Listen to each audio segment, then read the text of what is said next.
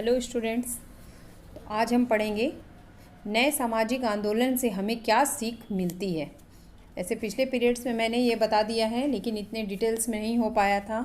आज अच्छे से आप नोट करेंगे कि इन सामाजिक आंदोलनों से हमें क्या सीख मिलती है।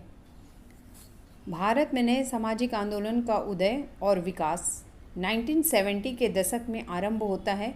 इन आंदोलनों द्वारा कई नए मुद्दों जैसे पर्यावरण की रक्षा, मानव अधिकार, महिलाओं तथा कमज़ोर वर्गों के अधिकार, भ्रष्टाचार आदि को उठाया गया है।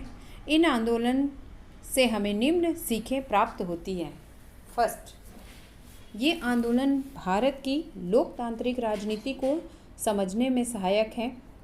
इन्हें लोकतंत्र में समस्या न मानकर राजनीति का आवश्यक अंग समझा जाना चाहिए। वास्तव में बहुत से ऐसे सामाजिक समूह व उनके विशिष्ट हित हैं जिनका समाधान चुनावी राजनीति के अंतर्गत नहीं हो सका था। अतः सामाजिक आंदोलन के माध्यम से इन सामाजिक समूहों के नए मुद्दों को उठाया गया। अतः इन सामाजिक आंदोलनों के कारण ही भारतीय लोकतंत्र में सामाजिक संघर्ष तथा असंतोष की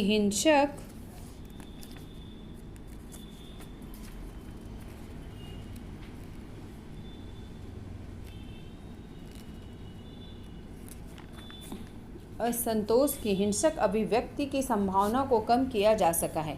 इन आंदोलन ने लोकतंत्र में जन सहभागिता को व्यापक रूप प्रदान किया है तथा उसे मजबूत बनाने में सहायक सिद्ध हुए हैं। नेक्स्ट है, इन आंदोलनों ने यदि जन सहभागिता के स्वरूप को देखा जाए तो स्पष्ट होता है कि इनमें मुख्य रूप से समाज के पिछड़े व कमज़ोर वर्गों की भागीदारी अधिक रही है। अतः ये आंदोलन समाज के वंचित और कमज़ोर वर्गों के हितों की पूर्ति में काफ़ी हद तक सहायक सिद्ध हुए हैं। इन आंदोलन के कारण ही कुछ सीमा तक कमज़ोर वर्गों की आवाज़ राजनीति की मुख्य धारा तक पहुंचने में सफल हो सकी है। नेक्स्ट, नए सामाजिक आंदोलन में केवल विरोधी और सामूहिक कार्यवाही के तत्व ही शामिल नहीं हैं, बल्कि इनके द्वारा समाज के कमज़ोर वर्गों, महिलाओं आदि में उनके अधिकारों तथा भूमिका के प्रति जागरूकता भी उत्पन्न की गई है। अतः इन आंदोलनों ने भारत में लोकतंत्र के विस्तार में सहायता पहुंचाई है। नागरिकों की जागरूकता के बिना लोकतंत्र सफल नहीं हो सकता। नेक्स्ट, नए सामाजिक आंदोलनों की एक प्रमुख भूमिका यह भी रही है कि उन्होंने उपेक्षित मुद्दों की ओर सरकार का ध्यान खींचने में सफलता प्राप्त की है। इन सामाजिक आंदोलन के कारण सरकार में जवाबदेही व खुलापन को बढ़ावा मिला है। अतः नए सामाजिक आंदोलन सुशासन की धारणा को व्यावहारिक रूप देने के लिए आवश्यक है।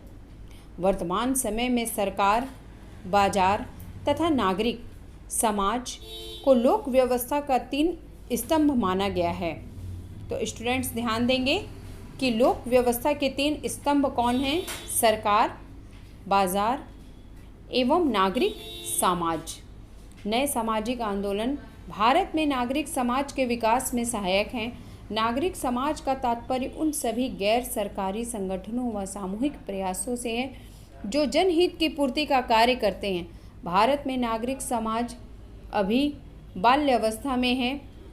ये आंदोलन भारत में नागरिक समाज के मजबूत होने के आधार का संकेत देते हैं तथा उसके विकास में इनकी महत्वपूर्ण भूमिका है।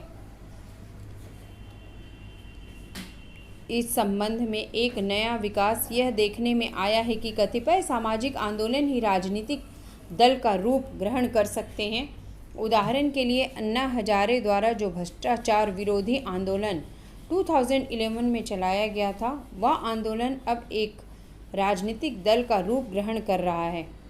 दिल्ली में कार्यरत आम आदमी पार्टी इसी का उदाहरण है। इस तरह के परिवर्तन के द्वारा राजनीतिक प्रक्रिया में सामाजिक सरोकार को केंद्रीय स्थान प्राप्त हो सकता है। तो स्टूडेंट्स, इसमें क्वेश्चन मैंने आप लोगों को लिखवा दिया था, फिर भी एक बार रिपीट कर रही हूँ। सूचना का अधिकार अधिनियम किस वर्ष लागू किया गया? क्या इस अधिनियम के दायरे में गैर सरकारी संस्थान भी आते हैं? नेक्स्ट, किस वर्ष भारत के किस राज्य में ताड़ी विरोधी आंदोलन शुरू हुआ था? नेक्स्ट क्वेश्चन, 1970 में जंगल के पेड़ों को काटने से बचाने के लिए किस आंदोलन की शुरुआत हुई थी तथा आंदोलन का क्षेत्र वर्तमान में किस राज्य के अंतर्गत आता है?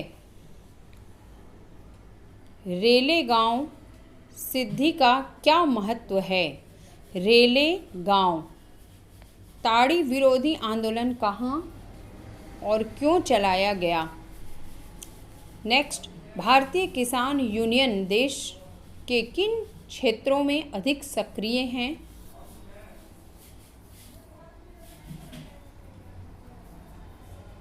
एवं नक्सलवादी आंदोलन की शुरुआत किन नेताओं ने की?